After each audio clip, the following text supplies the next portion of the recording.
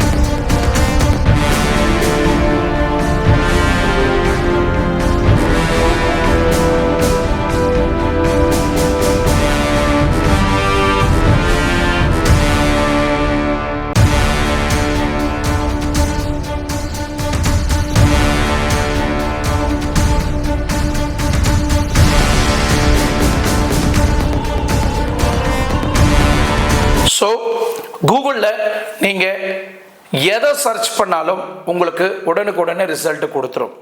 But நீங்கள் search பண்ணக்கூடாத 4 விஷயங்கள் கூகுளில் சர்ச் பண்ண ஆரம்பிச்சிங்கன்னா ரிசல்ட் வருதோ இல்லையோ நீங்கள் போலீஸ் கஸ்டடிக்கு எடுக்கப்படுவீங்க. விசாரணைக்கு உங்களை உள்ளே எடுத்து நீங்கள் எதை பேஸ் பண்ணி சர்ச் பண்ணீங்களோ அதுக்கு நீங்கள் அரசாங்கத்துக்கு விளக்கம் கொடுக்க வேண்டிய சூழ்நிலைக்கு தள்ளப்படுவீங்க. இதை சார்ந்து உங்களுக்கு ஃபைன் போடலாம், இல்லை ஜெயிலுக்கு போகக்கூடிய நிலைமை கூட உருவாகலாம். நான் ஏன் பயப்படுத்துகிறேன்னு நினைக்காதீங்க. உலக நாடுகளே இந்த முடிவுக்கு உட்பட்டிருக்கிறாங்க. இந்தியன் கவர்மெண்ட்டும் இந்த சட்டத்திட்டங்களை ஃபாலோ பண்ண முன்ன வச்சிருக்கிறாங்க.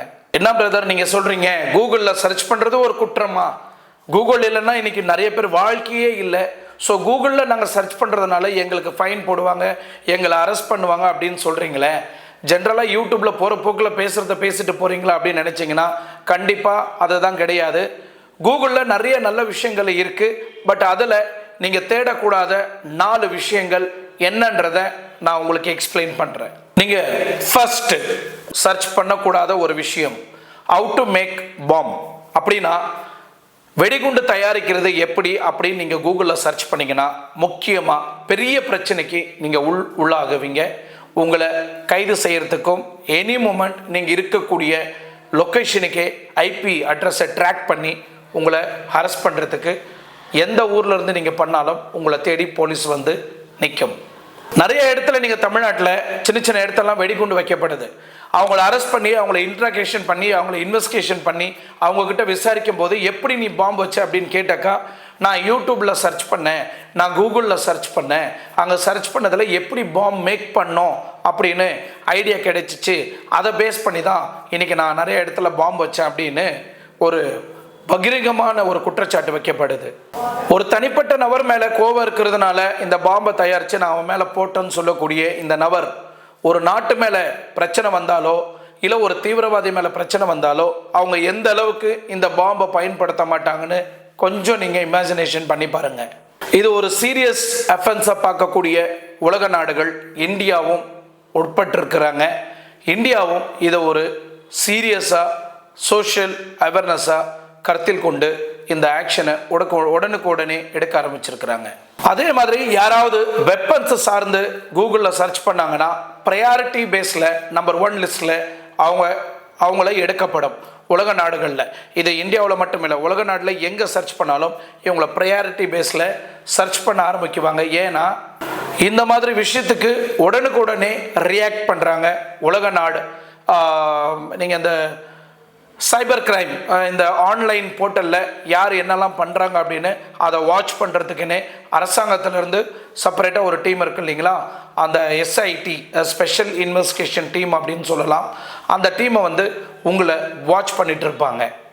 லா என்ஃபோர்ஸ்மெண்ட் ஏஜென்சியாக இருக்கட்டும், நேஷனல் செக்யூரிட்டி ஆர்கனைசேஷனாக இருக்கட்டும், இவங்க தான் இது ஃபுல் அண்ட் ஃபுல்லாக மானிட்டர் பண்ணிட்டு இருக்கிறாங்க. இதை சார்ந்து how to make bomb, how to get weapons அப்படின்னு நம்ம எதை சர்ச் பண்ணாலும் இந்த 2 டிபார்ட்மெண்ட்டும் உங்களை கண்காணிச்சிட்டு இருப்பாங்க. ஸோ இந்த 2 டிபார்ட்மெண்ட்டும் உங்களை நீங்கள் இந்த மாதிரி பாம் த்ரெட்னிங்கோ இல்லை பாம்பை பற்றி ஏதாவது ரிசர்ச் பண்ணிங்களாவோ உங்களை கண்காணிக்க ஆரம்பிச்சிடுவாங்க. இவன் என்ன தான் பண்ணுறான், என்ன இது பாம்பெல்லாம் சர்ச் பண்ணுறானே, தம்பி பண்ணுறது சரியில்லையே அப்படின்னு உங்களை கண்காணிக்க ஆரம்பிச்சிடுவாங்க. நீங்கள் சின்ன சர்ச் சும்மா அந்த 2 எழுத்து பாம்பு அப்படின்னு நீங்கள் போட்டிங்கன்னா கூட உங்களை உடனே கைது செய்யறதுக்கு எனி மூமெண்ட் போலீஸ் உங்கள் வீடை தேடி வரும். ஆன்டி டெரரிசம் லா எம்போஸ்மெண்ட் இது வந்து எல்லா நாட்டிலையும் இது ரொம்ப ஸ்ட்ரிக்டாக பார்க்கப்படும். மற்ற விஷயங்களையும் ஈஸியாக விட்டுருவாங்க. சில விஷயத்துக்கு தெரியாமல் பண்ணிட்டீங்கன்னு உங்களை மன்னிச்சு கூட விட்டுருவாங்க. பட் இந்த மாதிரி வெப்பன்ஸ் பாம்பு சம்மந்தப்பட்ட லீகல் சர்ச்சிங் கூகுள் சர்ச்சிங் இன்ஜினில் நீங்கள் தேடி பார்த்தீங்கன்னா உங்களை கைது செய்யறதுக்கும் வாய்ப்பு இருக்குது, உங்களை இன்வெஸ்டிகேஷன் பண்ணுறதுக்கும் வாய்ப்பு இருக்குது, இல்லை உங்களுக்கு சட்டன் தொகையை வந்து உங்கள் மேலே ஃபைன் போடுறதுக்கும் வாய்ப்பு இருக்குது. நீங்கள் பார்க்கக்கூடாத ஒரு விஷயம், கூகுள் ஆகட்டும் யூடியூப் ஆகட்டும் இல்லை எனி அதர் லோக்கல் சர்ச் இன்ஜினில் சில்ட்ரன்ஸு சார்ந்து ஆபாசமான படங்கள் நீங்கள் பார்க்கக்கூடாது. இது இந்தியாவில் மட்டும் ரொம்ப தீவிரமாக திணிக்கிறாங்க அப்படின்னு நீங்கள் நினச்சிங்கன்னா கண்டிப்பாக கிடையாது. உலக நாட்டில் நிறைய பேர் சைல்டு செக்ஷுவல் ஹராஸ்மெண்ட்டு, அப்புறமா இந்த சைல்டு செக்ஸ் பான் ஃபிலிம்ஸ் இந்த மாதிரிலாம் பார்க்க ஆரம்பிக்கிறாங்க. இதை சார்ந்து இன்னைக்கு இந்தியன் கவர்மெண்ட்டும் இதை ரொம்ப சிவியராக, ஏன்னா இன்னைக்கு நிறைய குழந்தைங்க ரேப்பு, நிறைய பெண்கள் ரேப்பு வந்து நிறைய நடக்க ஆரம்பிச்சிருக்கு இந்தியாவில், அதுவும் தமிழ்நாட்டில் அதிகமாக நம்ம பார்க்கப்படுது. இதை சார்ந்து எந்த ஒரு சோஷியல் பேஜ்லேயும் குழந்தைங்களை சார்ந்து நீங்கள் செக்ஸ் வீடியோவோ இல்லை செக்ஸ் இமேஜோ நீங்கள் சர்ச் பண்ணி பார்த்தீங்கன்னா உடனே உங்களை கைது செய்கிறதுக்கு வாய்ப்பு இருக்குது. ஸோ இந்தியா மட்டுமே இல்லை, உலக நாட்டில் இருக்கக்கூடிய சில அமைப்புகள் யூனிவர்சல் ரெக்கக்னைஸ்டு இனாய்ஸ் கிரைம்னு சொல்லப்படுது. இது என்னன்னா, கொடூரமான குற்றங்கள் இருக்கு இல்லையா, அதை சார்ந்து இந்த குற்றங்கள்ல அமைக்கப்படும். எவனோ ஒருத்தன் பணம் சம்பாதிக்கிறதுக்காகவும், எவனோ ஒரு இச்சையை தீர்த்துக்கிறதுக்காகவும் எங்கேயோ இருக்கிற ஒரு அப்பாவி குழந்தைய எடுத்துட்டு வந்து இந்த மாதிரிலாம் செய், இந்த மாதிரிலாம் பண்ண அப்படின்னு படம் பிடிச்சு அந்த வீடியோவை சோஷியல் மீடியாவில் வழம்பிட்டு பொதுமக்கள் பார்வையை இச்சைக்கு ஆளாக்கி இந்த மாதிரி கொடுமைகளை செய்கிறவங்களை உடனுக்குடனே கண்காணிக்கிறாங்க. அந்த பேஸில் தான் இப்போ மக்கள் பார்வை சித்ராவை உங்களுக்கு எல்லாருக்குமே தெரியும், நேற்று அரெஸ்ட் பண்ணியிருக்கிறாங்க. காரணம், நிறைய விஷயங்களை வந்து திவ்யா கள்ளச்சி பண்ணியிருந்தாங்க, இந்த குழந்தைங்கள்லாம் வச்சு செக்ஷுவல் ஹராஸ்மெண்ட் பண்ணியிருந்தாங்க அப்படின்னு நிறைய குற்றச்சாட்டு ப்ரெஸ் மீட்டில் வைக்கப்பட்டது. பட் கடைசியில் இந்த மக்கள் பார்வை சித்ராவும் கண்டரவோலி கார்த்தி இவங்க 2 பேரும் சேர்ந்து இந்த சூர்யா ரவுடி பேபியும் சிக்கந்தரையும் இந்த திவ்யா கள்ளச்சியும் இந்த மாதிரி குழந்தைங்க செக்ஷுவல் ஹராஸ்மெண்ட்டில் அரெஸ்ட் பண்ணாக்கா லைஃப் லாங் அவங்க வெளியே வர மாட்டாங்க, நம்ம இதை பயன்படுத்தி எப்படியாவது ஒரு குழந்தை கூட அவங்க செக்ஸ் கண்டென்ட்டில் உல்லாசமாக இருக்கிற மாதிரி ஒரு வீடியோ கண்டென்ட் எடுத்து எனக்கு கொடுங்கன்னு மக்கள் பார்வை சித்ரா வந்து கண்டரவோலி கார்த்திக்கு 30,000 rupees பே பண்ணி அந்த வீடியோவை எடுக்கப்பட்டது. அந்த வீடியோ எடுத்த பிறகு அதை வந்து திவ்யா கள்ளச்சி தான் பண்ணாங்க அப்படின்னு விளக்கமாக விளக்கியிருக்குது. நான் இதிலே உங்களுக்கு நிறைய விஷயம் இன்னைக்கு ஆல்ரெடி நீங்கள் வீடியோ பார்த்துருப்பீங்க. இந்த குற்றச்சாட்டு சார்ந்து இந்த மாதிரி சைல்டு அப்யூஸ்டு மிஸ்யூஸ் பண்ணி குழந்தைங்களை வச்சு பணம் சம்பாதிக்கிறவங்களுக்கு இப்போ வரப்போகிற இந்த புது ரூல்ஸு ஒரு பெரிய பாடமாக அமையும்.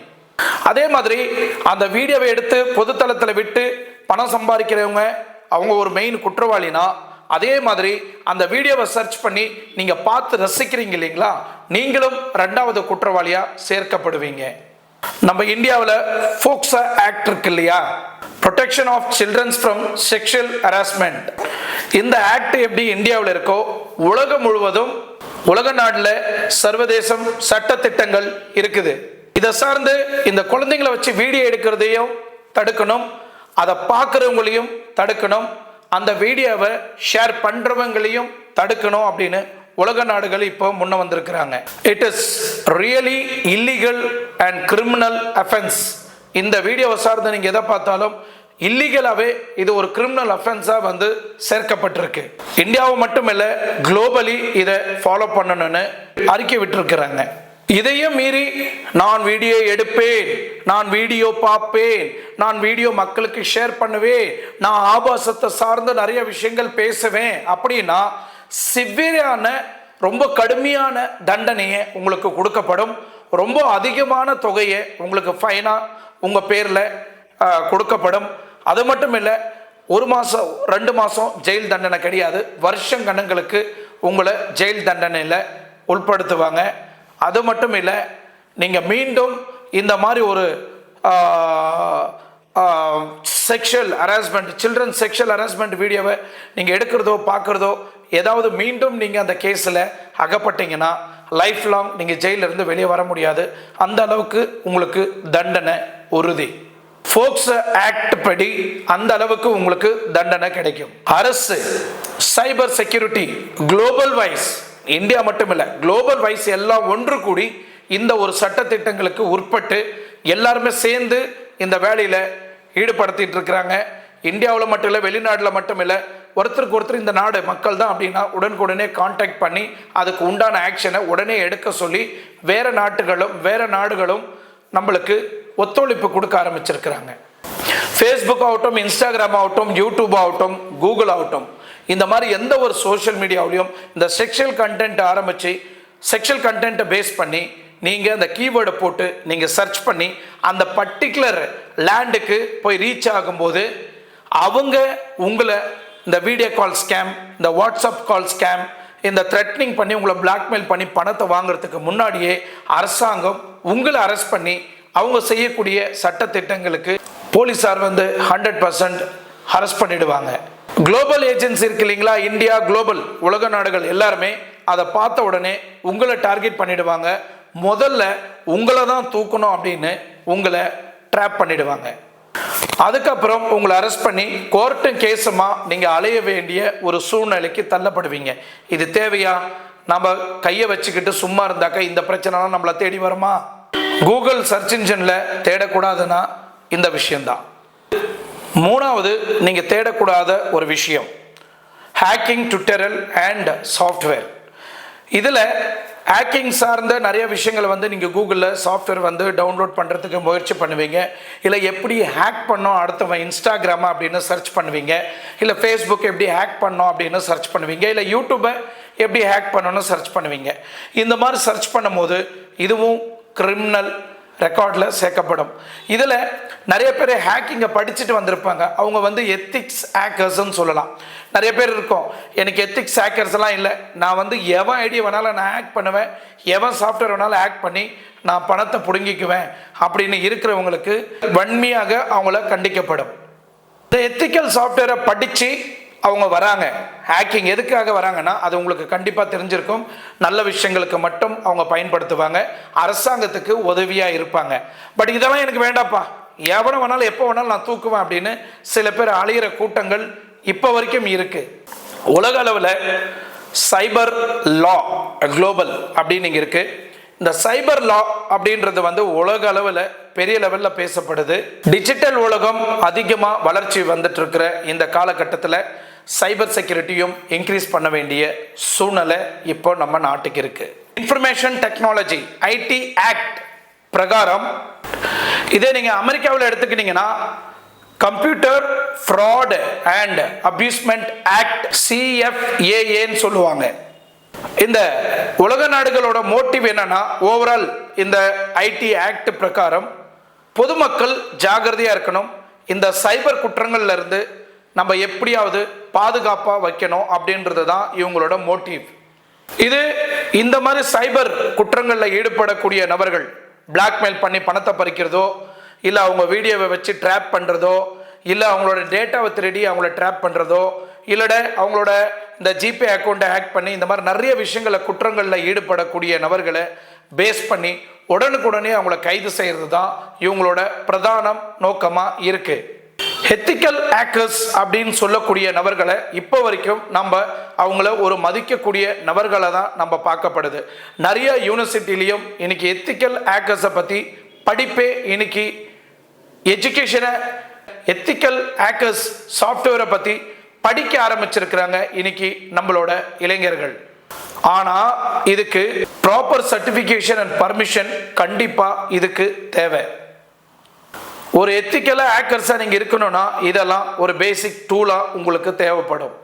இந்த செக்யூரிட்டி ஏஜென்சி இருக்கிறாங்க இல்லையா, அவங்க இந்த எத்திக்கல் ஹேக்கர்ஸை கண்காணிச்சிட்டு இருப்பாங்க. இவங்க எந்த முறையில் ஃபாலோ பண்ணுறாங்க, இவங்க இதை எத்திக்கல் ஹேக்கர்ஸ் விட்டு வேற ஏதாவது செயல்பாட்டில் ஈடுபடுறாங்களா அப்படின்றத அவங்க கண்காணிச்சிட்டு இருப்பாங்க. நீங்கள் ஏதாவது கூகுளில் வேறு விஷயங்களை தேட ஆரம்பிச்சிங்கன்னா அந்த லிஸ்ட்டில் எத்திக்கல் ஹேக்கர்ஸையும் சேர்க்கப்படும். லீகல் ஆக்ஷனையும் நீங்கள் ஃபேஸ் பண்ண வேண்டிய சூழ்நிலை இருக்கும். சிறை தண்டனை கிடைக்கிறதுக்கும் வாய்ப்பு இருக்குது. தலைவர் எனக்கு சரியாக புரியல, எத்திக்கல் ஹேக்கர்ஸ்னால் என்ன, ஹேக்கர்ஸ்னால் என்ன அப்படின்னு நீங்கள் பார்த்தீங்கன்னா இப்போ வரைக்கும் எத்திக்கல் ஹேக்கர்ஸை பற்றி நான் சொல்லியிருந்தேன். ஹேக்கர்ஸ் அப்படின்னா இந்த black dark night web hacker அப்படின்னு சொல்லலாம், இல்லை வெறிய ஹேக்கர்னு சொல்லலாம். ஸோ இந்த ஹேக்கர் என்னென்ன வேலைலாம் பண்ணுவாங்க அப்படின்றதையும் நான் உங்களுக்கு சொல்கிறேன். பனிஷபிள் கிரைம்ன்றது என்னென்னு நோட் பண்ணிக்கோங்க. ஒருத்தரோட பர்மிஷன் இல்லாமல் நீங்கள் ஹேக்கிங் பண்ணுறீங்க, ஒருத்தர் சாஃப்ட்வேரை இல்லை அவங்களோட பர்சனல் டேட்டாவை இல்லை அவங்களோட பர்சனல் ஃபோட்டோவோ வீடியோவோ இல்லை அவங்களோட அக்கௌண்ட்டையோ இல்லை அவங்களோட ஜிபே இந்த மாதிரி மணி டிரான்சாக்ஷன் பண்ணக்கூடிய தேர்ட் பார்ட்டி கேட்வே இந்த மாதிரி சாஃப்ட்வேர்களை நீங்கள் ஹேக் பண்ணி அவங்கக்கிட்ட பணத்தை பறிக்கணும் அப்படின்ற ஒரு மோட்டிவில் இருந்தீங்கன்னா இது ஹேக்கிங் லிஸ்ட்டில் சேர்க்கப்படும். இல்லீகலாக நீங்கள் பண்ணுறீங்க, இதுக்கு ஒரு சர்டிஃபிகேட் எதுவுமே இல்லை, நீங்கள் இது அன்எத்திக்கலாக நீங்கள் பண்ணுறீங்கன்னா உங்கள் மேலே சட்டத்திட்டங்கள் கடுமையாக தண்டிக்கப்படுவீங்க. அது மட்டும் இல்லை, சிஸ்டம் சார்ந்து நிறையா சாஃப்ட்வேர் கம்பெனியில் பெரிய பெரிய கம்பெனியோட தேர்ட் பார்ட்டி ஒரு ஹேக்கரை வச்சு அவன் பிஸ்னஸ் எப்படியாவது நம்ம கீழே தள்ளணும், அவன் டேட்டாஸ் எப்படியாவது நம்ம திருடணும் அப்படின்னு நீங்கள் முயற்சி பண்ணி அந்த டேட்டாஸை திருடப்பட்டால் இது ஒரு ஹேக்கிங் சிஸ்டத்தில் தான் வரும். அதுக்கப்புறம் இந்த இன்ஃபர்மேஷனை ஸ்டீல் பண்ணுறது அப்படின்னா ஒருத்தரோட பர்மிஷனே இல்லாமல், நான் சொன்னேன் இல்லைங்களா, இன்ஸ்டாகிராம், ஃபேஸ்புக், அவங்களோட கான்டாக்ட் நம்பர், அவங்களோட டேட்டா, அவங்களோட அதர் ப்ரைவசிஸை வந்து அவங்களோட பர்மிஷனே இல்லாமல் அவங்களுக்கு தெரியாமலே நீங்கள் அதை திருடி இருந்தீங்கன்னா it's call like personal data stealing. இதுக்கும் உங்கள் மேலே பனிஷ்மெண்ட் கொடுக்கப்படும். 4வது பைரசி மூவி. முன்னெல்லாம் வந்து சிடி விட்டுருந்தாங்க. இப்போ நிறைய பேர் ஆன்லைன்லேயே இன்னைக்கு இந்த பைரசி மூவியை வந்து பார்க்க ஆரம்பிக்கிறாங்க. ஸ்ட்ரீமிங் பண்ணாலோ இல்லை அந்த படத்தை வந்து டவுன்லோட் பண்ணாலோ பொதுமக்களுக்கு கண்டிப்பாக லாஸ் கிடையாது. முழுக்க முழுக்க இந்த என்டர்டெயின்மெண்ட் சார்ந்த டிபார்ட்மெண்ட் இருக்கும் இல்லையா, ப்ரொடியூசர், டைரக்டர், இந்த மாதிரி பெரிய பெரிய ஆட்கள் இருப்பாங்க. அவங்க கோடிக்கணக்கில் பணத்தை செலவு பண்ணி படத்தை எடுத்து தேட்டரில் ரிலீஸ் பண்ணி மக்கள் வந்து அங்கே பார்த்து அவங்க லாபத்தை வந்து பார்க்கணுன்னு ஆசைப்படுவாங்க. பட் இந்த படம் வர்றதுக்கு முன்னாடியே இந்த வீடியோஸ் எல்லாம் ஆன்லைனில் இன்னைக்கு ஸ்ட்ரீமிங் பண்ண ஆரம்பிச்சிட்டாங்க. ஆன்லைன்லேயே நிறைய பிளாட்ஃபார்மில் போயிட்டு தேட ஆரம்பிச்சிருக்கிறாங்க. இதை சார்ந்து யாராவது நீங்கள் டவுன்லோட் பண்ணாலோ இல்லை ஸ்ட்ரீமிங் பண்ணாலோ இல்லை அந்த படத்தை வந்து நீங்கள் வேறு யாருக்காவது ஷேர் பண்ணாலோ வன்மையாக நீங்கள் கண்டிக்கப்படுவீங்க. இதுவும் ஒரு பெரிய குற்றங்கள். கிட்டத்தட்ட 3 வருஷத்துக்கு ஜெயில் தண்டனை கிடைக்கும், 10 லட்சம் ரூபாய் வரைக்கும். ஸோ ஏன் இந்த அளவுக்கு உலக நாடுகள் இந்த பைரேட்டட் மூவிக்கு இவ்வளோ சீரியஸாக எடுக்கிறாங்கன்னா, இன்டைரக்டாவோ டைரக்டாவோ நீங்கள் வந்து வயலேட் பண்ணுறீங்க இந்த சட்டத்திட்டங்களை அப்படின்னு வன்மையாக கண்டிக்கப்படுது. இன்டலெக்சுவல் ப்ராப்பர்ட்டி அண்ட் காப்பிரைட்ஸ் ஆக்டை வந்து அவங்க intellectual property and copyrights act இருக்கு இல்லைங்களா, அதை டைரக்டா வயலேட் பண்றீங்கன்னு அர்த்தம். இந்த பைரசியை காலி பண்றதுக்கு உலகம் ஃபுல்லா சட்டத்திட்டங்கள் மிக கடுமையாக இருக்கு. இருந்தாலும் எதுவும் பண்ண முடியல. உதாரணத்துக்கு தமிழ் ராக்கர்ஸ் நீங்க பார்த்துருக்கலாம். தமிழ்நாட்டில் தேட்டரில் படம் ரிலீஸ் ஆகி மார்னிங் 6 மணிக்கு ரிலீஸ் ஆச்சுன்னா கரெக்டாக 9 மணிக்கு ஆன்லைனில் அந்த படம் கிடைச்சிடுது. இன்னைக்கு அவங்களையும் நாம் சரியாக பிடிக்க முடியல. எப்படி நம்மளோட ஆன்லைன் ஆக்டிவிட்டீஸ் நம்ம என்னெல்லாம் பண்ணுறோம் நிறைய பேருக்கு தெரியாது இல்லையா. கூகுளில் என்ன பண்ணுறோம், இன்ஸ்டாகிராமில் என்ன பண்ணுறோம், ஃபேஸ்புக்கில் என்ன பண்ணுறோம், அப்புறமா யூடியூப்பில் என்ன பண்ணுறோம் அப்படின்றது நிறைய பேருக்கு தெரியாது. ஆனால் நம்ம நல்லா என்டர்டெயின்மெண்ட் பண்ணுறோம், நிறைய தவறான விஷயங்கள்லாம் நம்ம யூஸ் பண்ணுறோம்.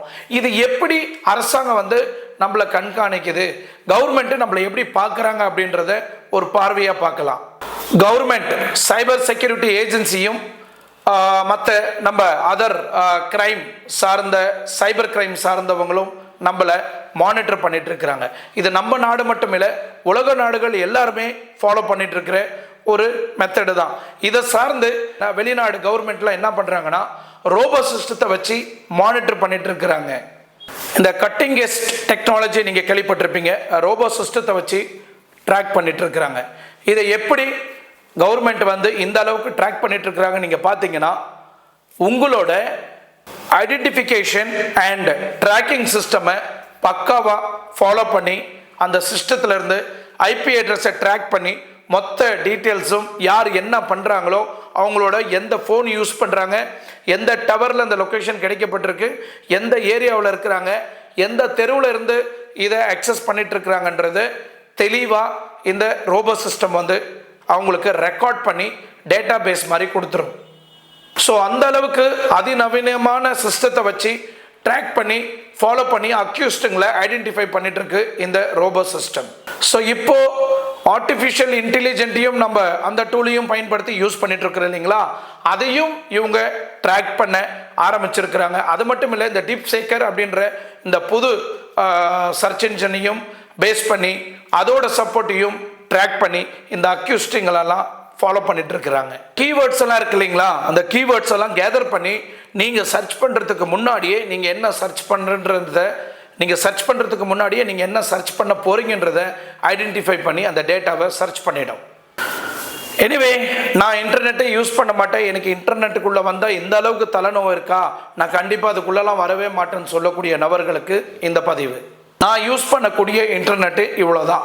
இதோட இம்பார்ட்டன்ட் அண்ட் ரெஸ்பான்சிபிலிட்டி இன்டர்நெட் யூசர்ஸ்க்கு நான் என்ன சொல்ல விரும்புகிறேன்னா, இவ்வளோ விஷயங்கள், இந்த 4 விஷயங்களை நீங்கள் யூஸ் பண்ணிக்கலாம்.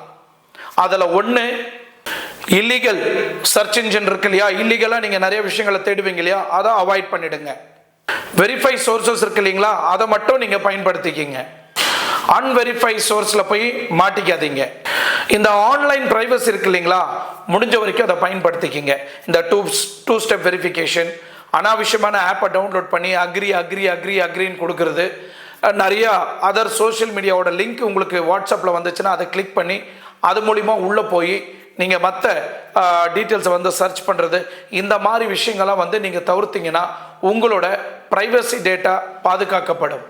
ஸோ இந்த மாதிரி உங்களோட தேர்ட் பார்ட்டி சாஃப்ட்வேர் லிங்க் எதனா வந்து அதை ப்ரெஸ் பண்ண உடனே உங்களோட டேட்டாஸ் எல்லாம் திருடப்படும். அது மட்டும் இல்லை, ஃபேஸ்புக்கு, இன்ஸ்டாகிராம், இந்த மாதிரி நீங்கள் எங்கேருந்து நான் இந்த ஊருக்கு போகிறேன், நான் இந்த பஸ்ஸில் போய் நிற்கிறேன், நான் இந்த ஃப்ளைட்டில் போயிட்டுருக்கிறேன், நான் ஒரு வாரத்துக்கு சிட்டியில் அவைலபிளாக இருக்க மாட்டேன் அப்படின்னு சொல்லக்கூடிய இந்த மாதிரி அப்டேட்ஸையும் நீங்கள் ஆன்லைனில் திருடனுக்கு நீங்கள் சாவியை கையில் கொடுத்த மாதிரி தான். சரிங்களா?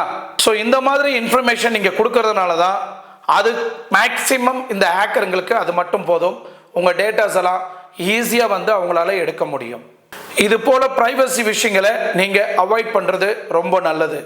அதுக்கப்புறம் உங்களை நீங்க எஜுகேட் பண்றதுக்கு மட்டும் இந்த சோஷியல் மீடியா பிளாட்ஃபார்த்தை நீங்க யூஸ் பண்ணீங்கன்னா அது மட்டும் போதும்.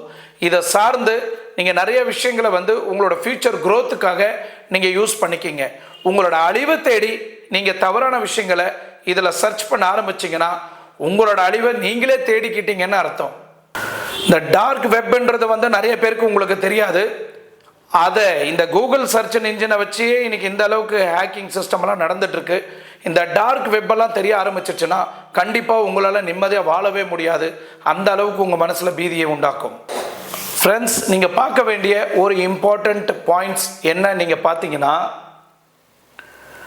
இன்டர்நெட் ஃபார் ஒன்லி இஇசி அப்படின்னா எஜுகேஷன், அகாடமி, கியூரியாசிட்டி, இதுக்கு மட்டும்தான் நீங்கள் இன்டர்நெட்டை வந்து பயன்படுத்திக்கணும் அப்படின்னு ஒரு ஆய்வு சொல்லுது. இன்டர்நெட் நாட் ஃபார் HTTP அப்படின்னா ஹேக், த்ரெட் அண்ட் பைரேட். கண்டிப்பாக இப்போ நான் சொன்ன வந்த இந்த இன்ஃபர்மேஷன் உங்களுக்கு கண்டிப்பாக புரிஞ்சிருக்கும்னு நான் நினைக்கிறேன். இணையதளத்தை நீங்கள் எதுக்கு பயன்படுத்தணும், எதுக்கு பயன்படுத்தக்கூடாதுன்னு இந்த வீடியோ கண்டிப்பாக உங்களுக்கு பயனுள்ளதாக இருக்கும்னு நான் நம்புகிறேன். இந்த இன்டர்நெட் டூலை வந்து அது எந்த ஒரு ப்ரைவேட் பப்ளிக் சாஃப்ட்வேராக இருந்தாலும் ஒரு எஜுகேஷனுக்கு மட்டும் நீங்கள் யூஸ் பண்ணிக்கிங்க. மற்றபடி எந்த ஒரு தவறான விஷயத்துக்கும் சோஷியல் மீடியா பிளாட்ஃபார்த்தை நீங்கள் யூஸ் பண்ணாதீங்க அப்படின்னு என்னோட அன்பான வேண்டுகோள். மீண்டும் அடுத்த வீடியோவில் சந்திக்கும் வரை உங்களிடமிருந்து விடைபெறுவது உங்கள் RK.